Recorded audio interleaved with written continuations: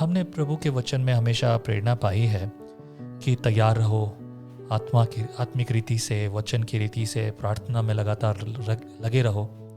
ये प्रार्थना का भाग कितना इम्पॉर्टेंट है, इसलिए आपने काउंसलिंग के साथ साथ प्रेयर एंड काउंसलिंग, जो कॉलेज का जो नाम भी है, Koinonia college of counselling and prayer, ये जो भाग है किस रीति से ये मजबूत करता है, कितना ज़रूरी है ये हम सब जानते हैं ज़रूरी है, बट उस नज़रिए से जिस तरह से आपने इन सब चीज़ों को तैयार किया, मैं वो सुनना चाहता हूँ। अब जब हम एग्जाम्पल्स देखते हैं, है ना, तो बाइबल में प्रभु यीशु मसीह ने हमको सिखाया जी कि प्रार्थना ये इम्पोर्टेंट है। हाँ और प्रार्थना इम्पोर्टेंट मतलब पर्सनल प्रेयर और कॉर्पोरेट प्रेयर, जी ये दोनों चीज़ इम्पोर्टेंट है, हाँ सिर्फ एक ही नहीं। तो वो खुद होकर अलग जाते थे, उनके पास टाइम नहीं था, तो वो रात में टाइम निकालते थे राइट और वो प्रार्थना करते थे। अब बहुत सारे लोग बोलते हैं कि भाई ठीक है, हम तो चर्च जाते हैं, प्रार्थना करते हैं, हमको लाइफ है, अब क्या तुम बोलते हैं कि no pray without ceasing, Philippians में लिखा है। मतलब मैं काम करूं नहीं करूं, अब कैसा करूं, उसका मतलब ये नहीं हो, है ना। अगर ग्रीक में वो शब्दों की जांच की तो आपको समझ में आ जाएगा कि ये वैसा उसका मतलब क्या होता है।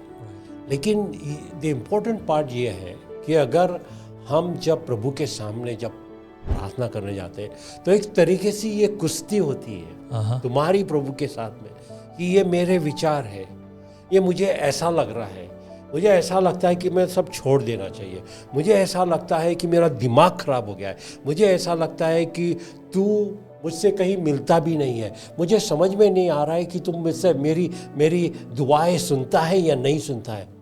इस तरीके से कुश्ती हो रही है प्रभु के साथ में। और उसमें से जब प्रभु बात करने लगता है और बताने लगता है, क्योंकि उसे चाहिए, जैसे हम अपने बच्चों के पास देखते हैं कि अरे भाई तू तेरे रूम में जाके मत बैठ, वो क्या बोलते हैं सोफा के ऊपर बैठ के सिर्फ फ़ोन के ऊपर तेरा मुंह, तेरा पूरा क्या बोलते हैं आंखें डुबा दिया, अरे हमसे बात कर।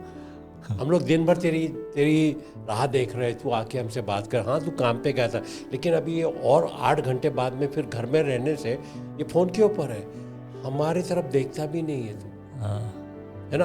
तो हर माँ बाप की इच्छा होती है कि भाई अगर तुम आएंगे घर पे, है ना, तो तुम्हारा फ़ोन बाजू में रखिए थोड़े दिन के, 2-2 मिनट से फ़ोन निकाल के देखते किसका मैसेज आया, फेसबुक पे किसने लाइक किया, डिसलाइक किया, ये किया वो किया, इंस्टाग्राम पे ऐसा, राइट, है ना।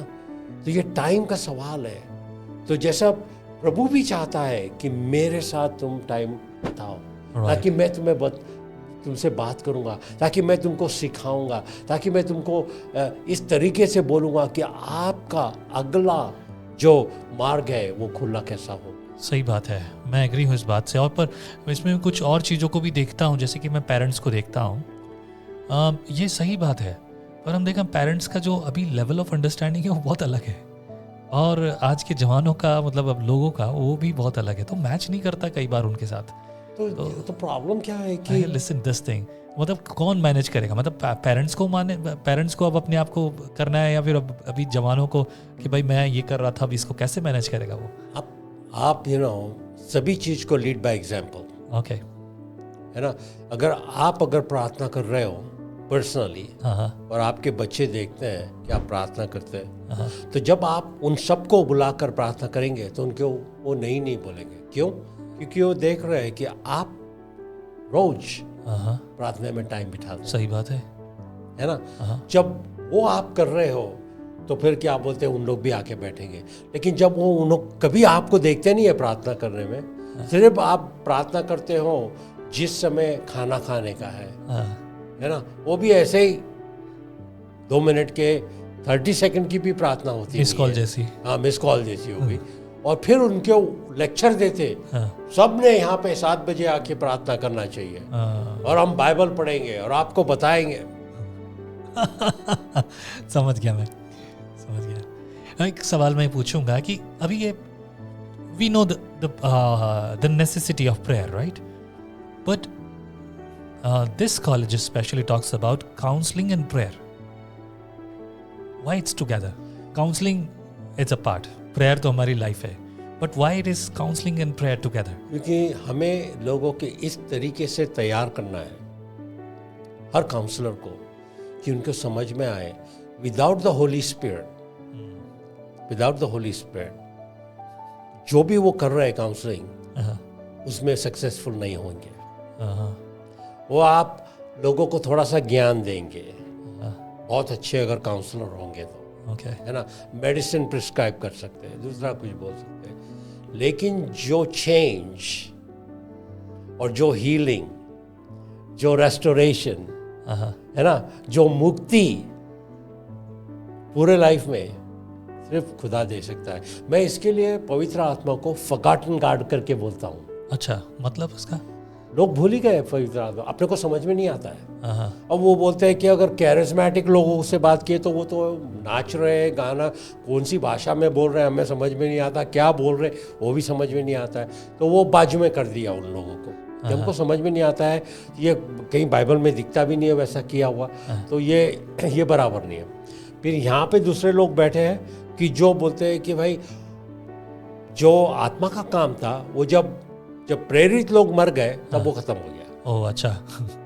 तो ऐसे कैंप है और कोई लोग बीच में ऐसे घूम रहे हैं, लेकिन उनको पता भी नहीं है कि पवित्र आत्मा का काम कैसा होता है, बाइबल में कैसा लिखा है। इसीलिए फॉरगॉटन गॉड। और सही बात है, इसके लिए हम बाइबल के बारे में बात करते हैं, हम गॉड द फादर के बारे में बात करते हैं, गॉड द सन के बारे में बात करते हैं, गॉड द होली स्पिरिट के बारे में बात नहीं करते।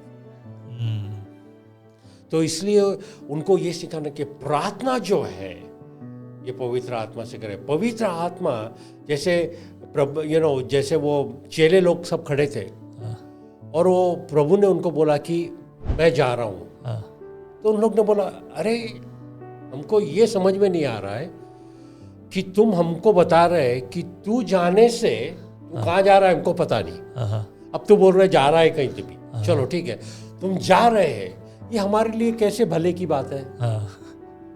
है ना? सही बात है। अरे भैया तुम जो करते हैं वो तो हम नहीं कर सकते, हमने कभी चीजें ऐसी देखी नहीं, तुम कर सकते हो। अब तुम बोल रहे तुम चले जाएंगे, अब हम यहाँ बैठे हैं। अभी तो पिछले हफ्ते में आपको वो क्या बोलते क्रॉस के ऊपर लगा दिया था, अभी हमको भी लगा देंगे। अब ये कैसा होगा? ये अच्छा कैसे है ना, ये कैसा अच्छा बोल रहे हैं। लेकिन प्रभु ने बताया आपको समझ में नहीं आएगा, मैं तुम्हारे बाजू में चलूं उससे बेहतर यह है कि मैं तुम्हारे में रहूं। आमेन आमेन। और ये जो डिफरेंस है वो काउंसलिंग और प्रेयर का है। क्या बात है, क्या बात है। That's beautiful example pastor Ben.